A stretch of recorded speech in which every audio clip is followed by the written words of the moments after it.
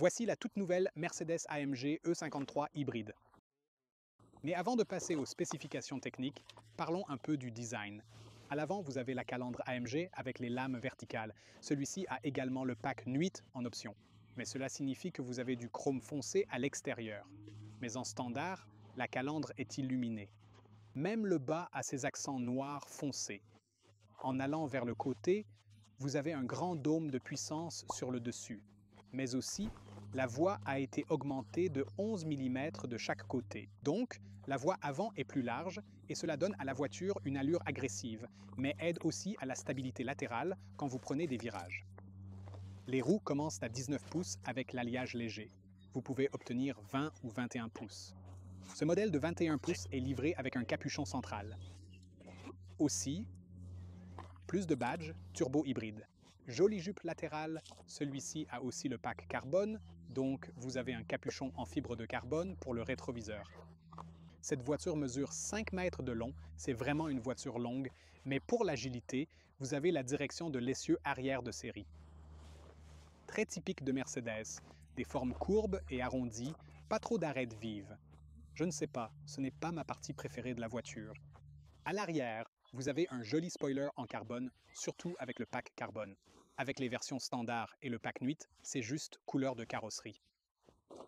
Chrome sombre au centre, souligné par ses feux arrière Mercedes distinctifs en relief horizontaux, accentuant l'allure élégante du véhicule. Ça a l'air plutôt cool.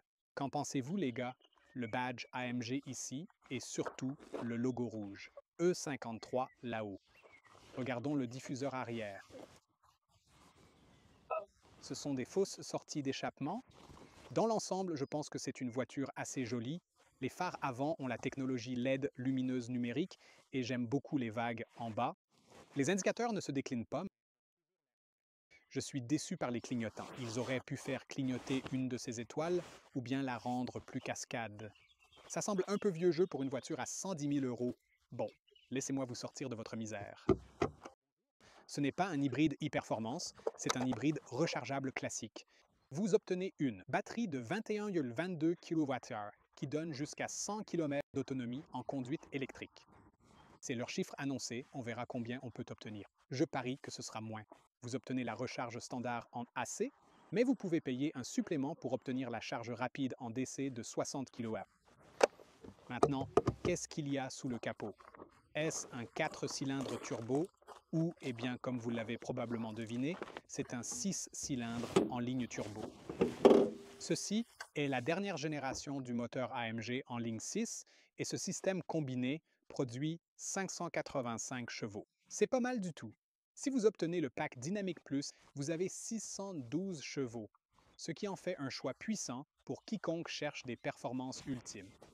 Vous pouvez aussi noter du renforcement ici, comme les barres anti-rapprochement. Vous avez également plus de rigidité dans tout le châssis. Vous obtenez aussi des ressorts en acier avec des amortisseurs adaptatifs, mais encore une fois, un nouveau système ici. Maintenant, le groupe motopropulseur est un 4MATIC Plus qui est principalement orienté vers l'arrière, mais peut également envoyer de la puissance aux roues avant. Alors, avec la direction de l'essieu arrière et ce système hybride, c'est vraiment le meilleur des deux mondes, n'est-ce pas? Eh bien, nous allons le mettre à l'épreuve parce que c'est un véhicule assez lourd. 2,3 tonnes. Mince. La boîte de vitesse est l'AMG Speedshift TCT 9G qui utilise un convertisseur de couple, pas un embrayage multiple. Mais cela gère 750 Nm de couple combiné du système, car le moteur électrique est intégré à cette TCT elle-même. Donc, grâce au Speed Shift et au Race Start avec le Dynamic Plus, vous obtenez un sprint de 0 à 100 km/h en seulement 3,8 secondes, ce qui est incroyablement rapide. Bien sûr, avec la version Break, c'est un peu plus lent que ça. Maintenant, regardons l'intérieur, d'accord? Poignée encastrée vraiment cool. Il suffit de passer la main et ça sort. On ne le voit pas très bien en ce moment, mais dans le noir, vous remarquerez que c'est illuminé. Vraiment cool. Mercedes-AMG est également très fier d'avoir l'accent en chrome foncé ici sur la poignée de porte. Testons le bruit de la fermeture de la porte. C'est plutôt bien. Parfois, avec ces poignées de porte affleurantes, vous avez le risque qu'elles paraissent un peu fragiles, mais celles-ci semblent assez solides. Des portes qui ont l'air assez lourdes. Maintenant, l'intérieur, il y a tout un tas d'options différentes en termes de couleurs et de matériaux. Analysons cela morceau par morceau. Sur la porte elle-même, vous avez des matériaux doux sur les panneaux, assez monochromes dans cette version particulière, mais vous pouvez aussi avoir différentes couleurs contrastantes pour cette section, ce que je préférerais personnellement. En fonction du matériau du siège, et malheureusement, seulement si vous avez du cuir nappa animal, vous avez de la ventilation, pas sur les sièges Artico. Mais les commandes de siège habituelles de Mercedes ici, un système audio Burmester vraiment agréable et le style habituel ici en termes de commande de fenêtre. Maintenant, si vous jetez un coup d'œil à l'intérieur et qu'il fait assez sombre dans cette version particulière, vous obtenez de série les sièges Sport qui sont un peu plus confortables et viennent avec le simili-cuir Artico et la microfibre à l'intérieur, mais ce sont les sièges performance optionnels qui ont le logo AMG et tout ce genre de repose-tête intégré, offrant un vrai confort. Ils sont un peu plus fermes et dans ce cas particulier, c'est du cuir. Vous pouvez également l'obtenir en microfibre. En entrant, on se sent vraiment très bas. Vous savez, ce n'est pas l'AMG GT, mais c'est assez comparable. Vous obtenez le volant AMG avec les palettes de changement de vitesse AMG. En fait, vous pouvez également avoir cette partie ici en microfibre et ces deux parties ici en fibre de carbone en option. Alors, la liste des options est vraiment folle. Mais bien sûr, ici vous voyez bien le gigantesque hyperscreen avec un, deux, trois grands écrans brillants devant vous. En as-tu vraiment besoin? Je vais t'en dire plus à ce sujet. Alors pourquoi ne pas y regarder de plus près? Oh là là, c'est bourré de technologie. Je vais essayer de tout couvrir et de vous donner les points forts. Tout d'abord, plus sur le volant. Bonne prise en main, mais étant l'AMG, vous avez aussi le sélecteur de mode de conduite et un autre sélecteur ici pour basculer rapidement, peut-être comme le profil sonore et la suspension. Le groupe d'information ici est aussi en 3D et offre une multitude de vues différentes parmi lesquelles vous pouvez choisir, ainsi qu'un affichage tête haute vraiment cool, même avec le pack spécial AMG Track Pack. Si nous dirigeons notre attention vers la droite, nous avons maintenant le grand système d'infodivertissement central. Vous pouvez désormais obtenir l'hyper-écran avec le troisième écran en option. Sans cela, vous auriez en fait une très belle finition en frêne sombre ici, qui a même un logo AMG rétroéclairé. Bien sûr, c'est pour le passager, mais ma femme, par exemple, aime regarder dehors où elle est sur son téléphone. Je ne vois vraiment pas de raison pour ça. Tu en choisirais un? Paierais-tu le supplément pour ça? Mettez-le dans les commentaires. Le système d'infodivertissement avec ce dernier MBUX est fantastique. De grandes icônes, vraiment faciles à voir, très réactives, encore une fois, plein de paramètres différents que vous pouvez avoir. Et aussi, j'aime l'éclairage ambiant. Vous pouvez vraiment choisir toutes sortes de luminaires différents pour créer des ambiances variées. Schéma de couleurs. Vous pouvez choisir monochrome ou multicolore. Lorsque vous changez la température, cela change également la couleur. Quand vos clignotants sont activés, cela change certains aspects essentiels. Donc, le confort global en est amélioré. Éclairage tout autour du centre ici aussi. Le centre en fibre de carbone, je pense que cela rehausse le côté sportif de l'intérieur, mais en mode standard, vous avez aussi la finition en bois de frêne ici. Chargeur de téléphone à induction, difficile d'accès. Une fois que vous mettez votre téléphone, vous n'avez pas besoin de le retirer souvent. Ports USB-C par ici. Et vous avez des porte-bouteilles ici. C'est un peu plus adaptable. Si vous ne voulez pas de second porte-gobelet, vous pouvez l'enlever, même s'ils ne sont pas vraiment très grands. Se ferme comme ça. Ici, vous avez quelques boutons, bien sûr, les feux de détresse, pour lesquels il faut toujours un bouton séparé. Mais vous avez également un accès rapide à la caméra 3D, ce qui est vraiment utile pour garer cette grande voiture. Et puis finalement, regardez cette petite fonctionnalité sympa. Si je suis dans le menu climatisation, je peux en fait changer les bouches d'aération. Tu vois, je ne peux pas actionner la ventilation pour l'instant. Mais toi, tu peux. Regarde. Si je clique sur le corps, ça bouge très vite. Et j'imagine que dans le futur, avec des mises à jour, ils ajouteront une fonction. Encore une fois, tant d'informations, tant de technologie. Avez-vous vraiment besoin de tout ça? Je ne sais pas. Même une caméra juste ici à l'avant pour faire des appels vidéo quand vous êtes garé. Oh là là, Je n'aime pas devoir cliquer 2 fois pour accéder au menu de température, mais regardez ça. Lorsque je glisse, le chiffre commence à apparaître plus clairement. C'est vraiment trop cool. J'apprécie l'attention portée aux détails. Bien sûr, il y a CarPlay, Android Auto. Ici, vous pouvez voir que l'Apple CarPlay que nous testons ne remplit pas tout l'écran, laissant des bords noirs visibles. Il y a pas mal d'espace ici à gauche et à droite. Nous avons un accoudoir avec un peu plus de rangement juste ici au milieu et quelques autres points de charge. Et bien sûr, des poches de porte sur le côté et une boîte à gants assez correcte. Vraiment de belles portes larges et bien solides. Un bon matériau est utilisé ici aussi, donc on ne lésine pas. Même les poches de porte sont doublées de feutre à l'arrière comme à l'avant pour plus de confort. Entrons à l'intérieur. Ce n'est pas très bas, donc bien sûr, c'est une berline, alors il faut s'y attendre. Mais waouh, pas mal du tout, et comme vous pouvez voir, j'ai largement de l'espace pour les genoux. En fait, si vous choisissez les sièges sport standard et non ces sièges de performance, le dos du siège est plus creusé. Donc, si vous êtes grand, si vous êtes Thomas assis derrière, par exemple, c'est un peu plus spacieux. Mais même avec le siège bas comme je l'ai maintenant, j'ai de la place pour glisser mes pieds en dessous. J'ai énormément de confort moderne. Des bouches d'aération dans le montant B, des bouches d'aération ici aussi avec ma zone climatique, ce qui est vraiment confortable, et j'ai un joli point d'ancrage Isofix ici pour une sécurité optimale. Oserais-je dire, le rembourrage de la banquette arrière est plus confortable que les sièges avant dans ce siège de performance. Je pense que les sièges sport sont plus confortables, il y a plus de matelassage. Ici, c'est un peu plus doux que l'avant. Mais qu'en est-il du siège du milieu? Parce que, bien sûr, il y a un tunnel de transmission, large. Mais le banc en lui-même est pas trop mal, bien sûr, l'arrière.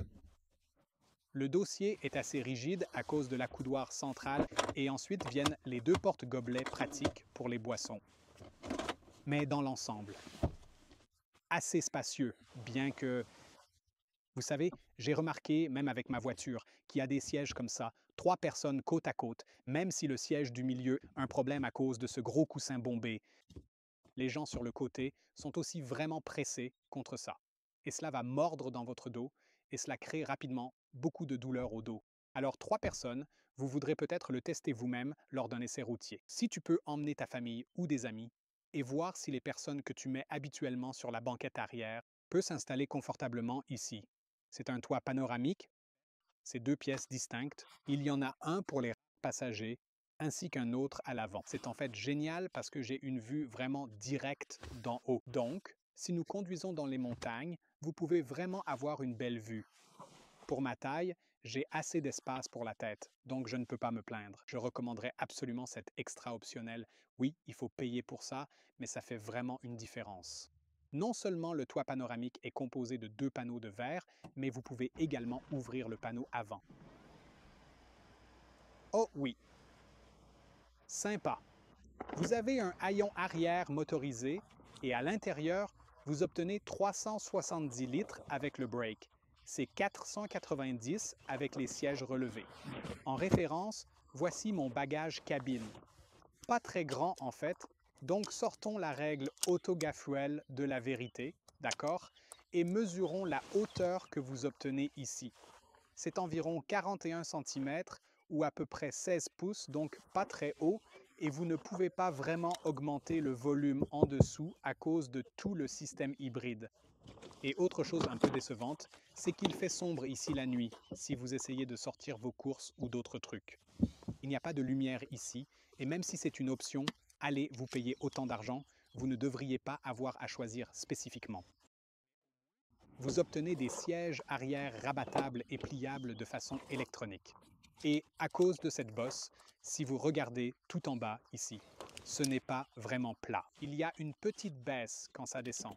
Néanmoins, maintenant vous avez beaucoup plus de volume de coffre pour transporter des objets plus longs, bien qu'il s'agisse d'objets plats et non hauts. Faisons une référence rapide pour vérifier jusqu'où cela va. Disons que tu peux ajouter quelque chose ici pour voir la longueur. Oui, c'est environ 195 cm ou environ 76 pouces. Donc en longueur, ce n'est pas terrible. Mais moi, je choisirais le break. Non seulement je trouve qu'il a meilleure allure, mais il est aussi nettement plus pratique. Jetons un coup d'œil à la version Break également. Tout d'abord, c'est la couleur gris graphite métallisé et elle n'a pas le pack nuit. Donc vous avez la grille en chrome ainsi que la partie inférieure du pare-choc. Et je pense que ça rend vraiment bien un très beau contraste entre le noir et le chrome. Une autre différence ici est le fait que ces roues, même si elles font 21 pouces, ne sont pas noires et j'aime personnellement cette combinaison. Et enfin, un autre point intéressant, c'est bien sûr qu'il a une direction de l'essieu arrière, un peu comme la berline classique. Cependant, avec la Mercedes E-Class standard, vous obtenez cela uniquement ici, dans la version AMG. Et évidemment, c'est le break avec l'arrière plus long et le coffre plus grand. Voyons voir comment cela se présente à l'intérieur. Donc, avec les sièges rabattus, vous obtenez en fait un peu plus de 1600 litres de volume, ce qui est amplement suffisant si vous me demandez. Cela pourrait vous inquiéter. Eh bien, la vérité est que vous ne pouvez pas vraiment utiliser au-delà de ce point de toute façon, parce que c'est là que le mécanisme de verrouillage existe. Mais, pour le système hybride, c'est le plus utile, car il allie les meilleures caractéristiques de chaque technologie. Alors, comment est le E53 AMG hybride à conduire? Eh bien, nous allons prendre l'autobahn pour le tester et voir comment il se comporte à haute vitesse. C'est le début du championnat d'Europe, donc il y a beaucoup de trafic ici à Munich. Alors, pourquoi pas aller dans les Alpes ensemble? Ça te dit? C'est parti. Donc, le système se lance automatiquement en mode EV. C'est vraiment très silencieux. Vous remarquerez à peine qu'il est en marche. C'est seulement lorsque vous appuyez de cette façon que le moteur à essence rugit à la vie et commence ensuite à prendre le relais de la propulsion. Mais ensuite, rapidement, dès que vous n'en avez plus besoin, le système repasse en mode pur EV aussi. C'est pourquoi vous pouvez changer ici ou simplement laisser en mode automatique complet. Vous avez en mode EV, les palettes vous permettent totalement de choisir la récupération de l'énergie. Alors maintenant, je suis en D, donc si je lâche la pédale d'accélérateur, il y a une décélération beaucoup plus agressive, c'est exactement là que se produit l'effet de récupération. Et je commence à recharger immédiatement la batterie. Mais je peux le laisser en mode D standard et c'est un peu plus sophistiqué qu'avant. Il voit la situation où je me trouve, si je suis sur l'autoroute ou en ville, avec les capteurs radar, il voit si je suis dans un embouteillage et ai besoin de plus de récupération. La technologie de Mercedes est vraiment de premier ordre. C'est beau de voir autant de détails dans la programmation du logiciel. Autre chose, par exemple, oui, les boutons capacitifs, mais honnêtement, ça ne me dérange pas, simplement parce qu'il y a 4 actions différentes en réalité, et chacune des petites sections capacitives a une indentation différente. Par exemple, lorsque je suis en mode limiteur de vitesse, ce que j'utilise souvent en ville, le système de reconnaissance des panneaux de signalisation me suggérera que, d'accord, cela passe maintenant de 50 à 70, et il y a un bouton ici que je peux utiliser pour sauter, peu importe si c'est 10 km/h ou 50 ou 100, il baisse et monte instantanément, à la limite de vitesse spécifique. En fait, même dans le limiteur de vitesse, il applique déjà le frein si vous commencez à descendre, par exemple. Je n'ai pas vu beaucoup d'autres systèmes le faire chez d'autres fabricants, donc techniquement, c'est vraiment génial. Même avec le régulateur de vitesse, il sait toujours quand vous êtes dans un bouchon, ce qui rend la conduite bien plus agréable. En Allemagne, il faut laisser un espace au milieu pour les véhicules d'urgence, donc la voiture se dirigera automatiquement vers le bord de la voie à des vitesses, je pense, autour de 20 ou 15 km/h, et puis une fois que vous commencez à accélérer, une fois que la circulation se dégage, elle accélérera bien sûr d'elle-même, mais ensuite, il reviendra et se placera au milieu de la voie. Donc, vous pouvez le voir maintenant. Cela dit couloir d'urgence, donc ça me dit de me pousser sur le côté, alors vraiment génial.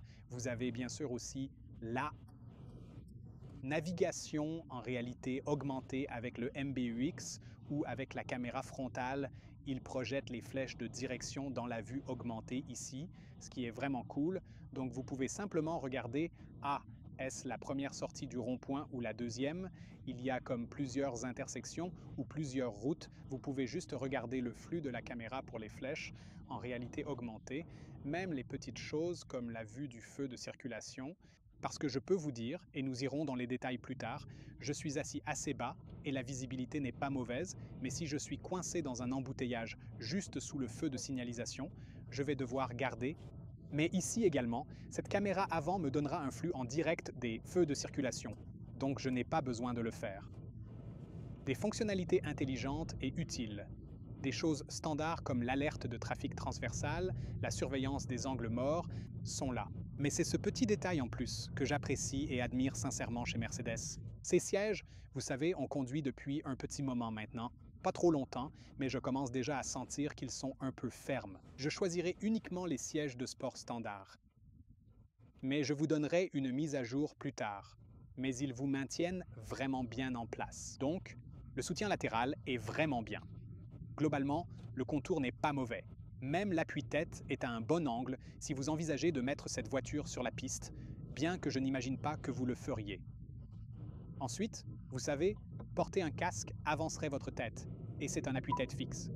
Vous êtes donc coincé avec ça, bien que je doive dire qu'avec les roues de 21 pouces, c'est bruyant. Je pense que les roues de 19 pouces seront plus silencieuses car il y a plus de caoutchouc pour absorber les vibrations. Ici, ces roues ont l'air cool. Elles n'affectent pas vraiment le confort terriblement. Mais je pense que le bruit intérieur de la route, le bruit des pneus est un peu plus fort, le bruit du vent n'est pas un problème. Maintenant, c'est le genre de route que je cherchais. Regarde ça, des cascades, des ponts étroits. Oh là là! À propos d'étroit, je pense que c'est une des choses qui se distingue chez cette voiture. C'est qu'elle est un peu large, mais ça fait partie du segment. Même la Panamera ou la M5, c'est exactement toujours la même histoire, mais c'est tellement captivant et vraiment adhérent. Il colle simplement à la route. Ce 4 roues motrices, cette suspension adaptative, veille constamment à ce que ces larges pneus adhérents soient en contact avec la route en permanence. La direction ne semble pas naturelle. C'est probablement mon plus gros problème. Ça paraît un peu artificiel, et ça, avec la sensation de la pédale de frein, c'est sûr, il essaye beaucoup de freinage régénératif, mais ce n'est pas constant avec les freins à friction, rendant parfois la conduite moins fluide, surtout pour les conducteurs non habitués. Cela ne veut pas dire que ce n'est pas encourageant, mais j'ai l'impression de devoir appuyer fort, et chaque fois que j'appuie, il réagit différemment.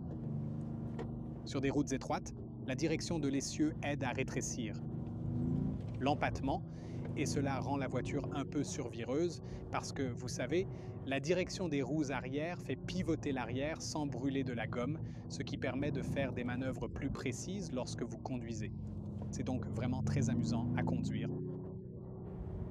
Mais alors, qu'est-ce que c'est vraiment? S'agit-il d'une petite voiture de sport alpine? Non, c'est un missile d'autoroute, surtout si vous l'obtenez en break ici en Allemagne. Je sais que tous les marchés n'ont pas cette option, mais ensuite, ligne droite, grande vitesse, 250 km/h.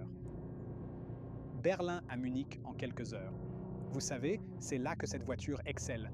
Mais bien sûr, si vous voulez l'emmener sur quelques routes de montagne étroites et sinueuses comme celle-ci. Ça peut le gérer, mais ça pourrait vous faire un peu peur de temps en temps parce que cette voiture, peu importe comment vous la regardez, coûte au moins entre 120 et 130 000 euros, ce qui est une somme non négligeable pour de nombreuses personnes intéressées, et il est important de prendre cela en compte avant de décider. C'est beaucoup d'argent, et ces jantes de 21 pouces, j'ai toujours peur de les érafler ou de les rayer donc. Tu sais, c'est quelque chose que tu peux pleinement apprécier en le sachant, et c'est tout ce qui compte pour moi. Que vous avez autant de puissance. Le système hybride rechargeable est intéressant car vous récupérez l'énergie. Utilisez le moteur électrique. Vous pouvez rouler entièrement électrique au travail, donc vous bénéficiez d'exonération fiscale. C'est une super voiture à louer de cette manière, mais finalement, c'est un peu cher pour un simple jouet, même si c'est amusant. Alors oui, je trouve ça vraiment amusant. Mais je pense que ce n'est pas aussi naturel à conduire en termes de direction et de sensation de freinage. C'est un peu large pour être une voiture de sport de montagne, et c'est définitivement un peu cher. Mais qu'en pensez-vous? Mettez-le dans les commentaires ci-dessous. Et aussi, parlons de ses concurrents. Parlons de la Panamera, de la M5, de la S5. Dites-nous en commentaire ce que vous préférez et pourquoi.